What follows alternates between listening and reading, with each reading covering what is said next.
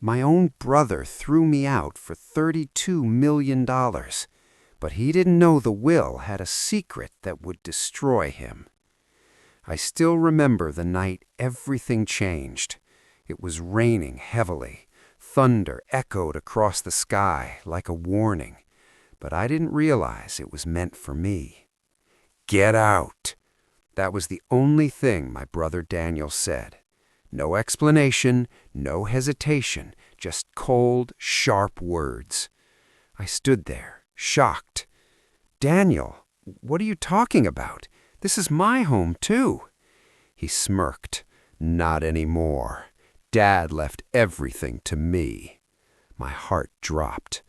That couldn't be true. Just a week ago, we buried our father. And now, before the pain could even settle, Daniel had already turned into someone I didn't recognize.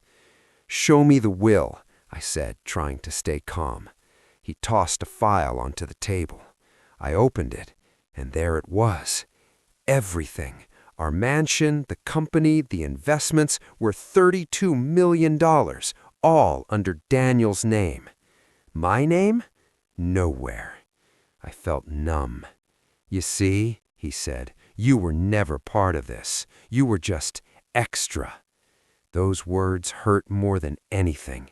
I had spent my whole life helping our father build that business. Late nights, missed opportunities, sacrifices. And now, nothing. "Pack your things," Daniel added. "You've got 10 minutes. 10 minutes. To leave the house I grew up in? To leave everything behind?" That night, I walked out with a single bag and a broken heart. No money, no home, no family. But something inside me refused to give up, because deep down, I knew my father, and this didn't feel right. Days passed. I slept in cheap motels, sometimes even on benches, but I kept thinking about that will. Something was off. Dad wasn't unfair, he wasn't careless, so why would he leave me with nothing?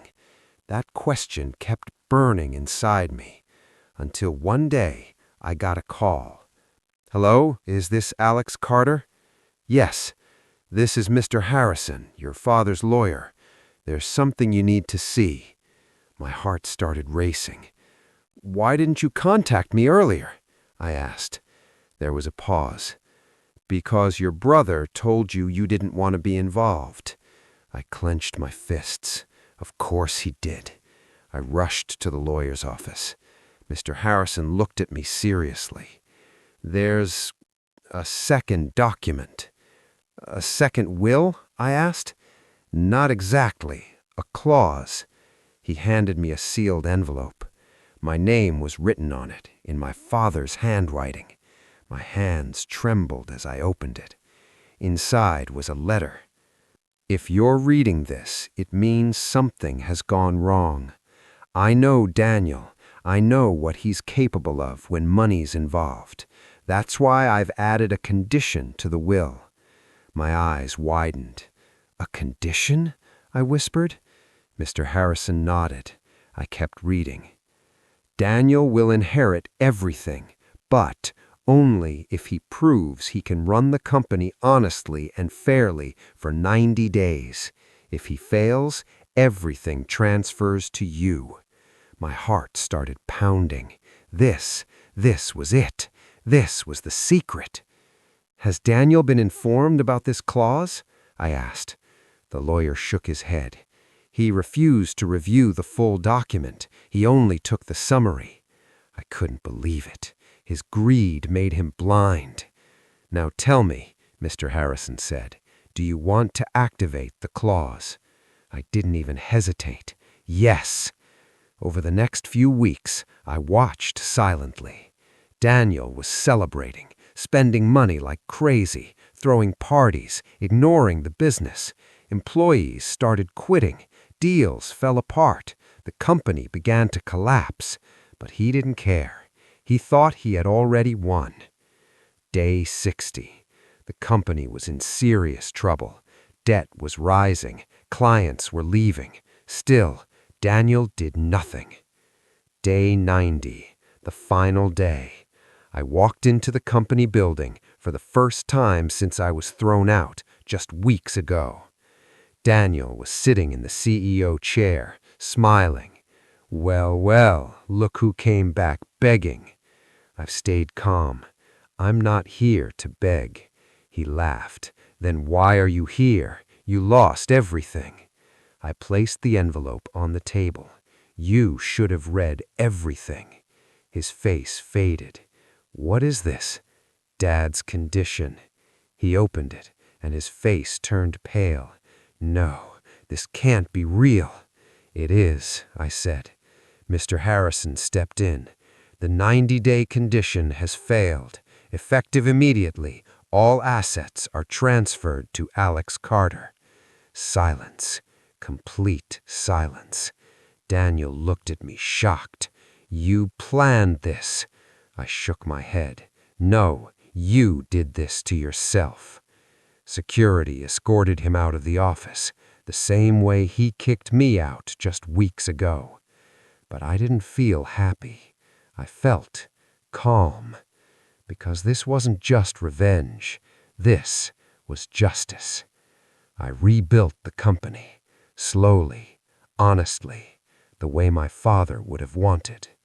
And as for Daniel, last I heard, he was trying to start over, alone. The night my brother destroyed my life started like any other. The house was quiet, too quiet.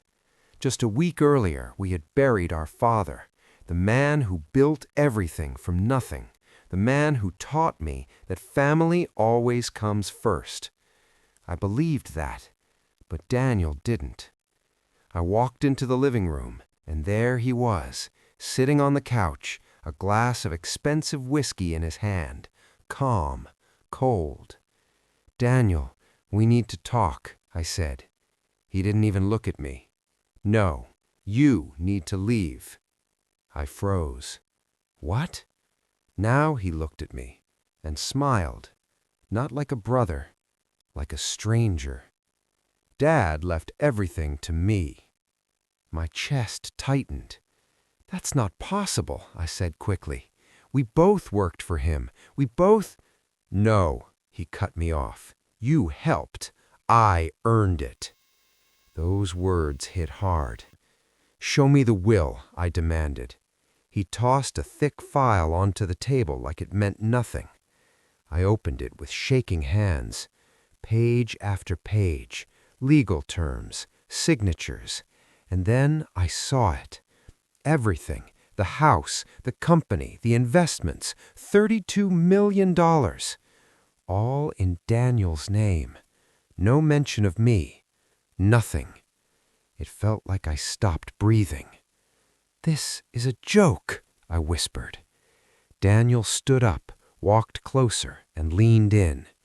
You were always the backup, he said softly. Dad just never told you. That broke something inside me. Get your stuff, he added. You've got 10 minutes. 10 minutes to erase a lifetime. I packed what I could, clothes, a few photos. As I walked out, I turned back one last time. Daniel was already pouring himself another drink, like I never existed. That night, I slept in my car, rain hitting the windshield like the world was mocking me. I kept replaying everything in my head. Dad's words, his values, his fairness. This didn't make sense. Something was wrong. Days turned into weeks. Money ran out fast. I stayed in cheap motels, sometimes skipped meals. But one thing never left my mind: the will. Dad wasn't the kind of man who would abandon one son for the other. He always said, success means nothing if you destroy your family to get it. So why would he do exactly that? Then one morning, my phone rang. Unknown number. Hello? Is this Alex Carter? Yes. This is Mr. Harrison, your father's lawyer. My heart skipped. There's something you need to know. An hour later, I was sitting in his office. Old wooden desk, files everywhere, smell of paper and time. Mr. Harrison looked serious. "Your brother came here first," he said. "He collected the will." "I know," I replied bitterly. "But he didn't stay long," the lawyer continued. "He refused to review everything." I frowned. "What do you mean?" Mr. Harrison opened a drawer and took out a sealed envelope. "This was left for you." My name, written in my father's handwriting. My hand started shaking. I opened it slowly. Inside was a letter. "Alex, if you're reading this, it means Daniel acted exactly how I feared." My throat tightened. I couldn't divide the wealth equally because I needed to test something more important than money: character. I looked up at Mr. Harrison. "A test?" I whispered. He nodded. "Keep reading. Daniel will receive everything, but only if he proves he can lead with honesty for 90 days. My heart started racing. If he fails, everything transfers to you. I couldn't believe it. "That means—" I said slowly. "Yes," Mr. Harrison confirmed. "The inheritance isn't final." For the first time in weeks, I felt something. Hope. "Has Daniel been told?" I asked. "No," the lawyer replied. "He refused the full briefing." I almost laughed. His own arrogance blinded him. "Do you want to activate the clause?" Mr. Harrison asked. I looked at my father's letter again. Then I said, "Yes." The next 90 days changed everything. I didn't interfere. I didn't warn him. I just watched. At first, Daniel celebrated. Luxury parties, expensive cars, new friends. He thought he had won. But business doesn't run on ego. It runs on discipline. And Daniel had none. By day 30, employees started quitting. He ignored their concerns, called them irreplaceable. By day 50, major clients pulled out, deals collapsed, reputation damaged. By day 70, debt started building. The company began to crack. Still, Daniel partied. Still, he ignored everything. I watched quietly, not with anger, but with certainty. Day 90, the final day. I walked into the company building. Same doors, same floors, but everything felt different. Daniel saw me and laughed. "You came back?" he smirked. "Miss being broke?" I stayed calm. "I came for what's mine." He laughed louder. "You have nothing." I placed the envelope on his desk. "You should have read everything." His smile faded. He opened it, read the letter, and for the first time, I saw fear in his eyes. "No, no, this isn't real," he said. Mr. Harrison walked in. "It is," he confirmed. "The 90-day condition has failed." Daniel stepped back. "This is a setup." "No," I said quietly. "This is your reality." Mr. Harrison continued. "All assets are now transferred to Alex Carter." Silence filled the room. Daniel looked broken, the same way I felt weeks ago. Security escorted him out. He didn't fight. He didn't speak. He just lost everything. I stood there in the office that once was my father's, but I didn't feel powerful. I felt responsible. Over time, I rebuilt everything, step by step, employee by employee, trust by trust, because this wasn't about revenge anymore. It was about proving my father was right. And Daniel? Last I heard, he was starting over, alone.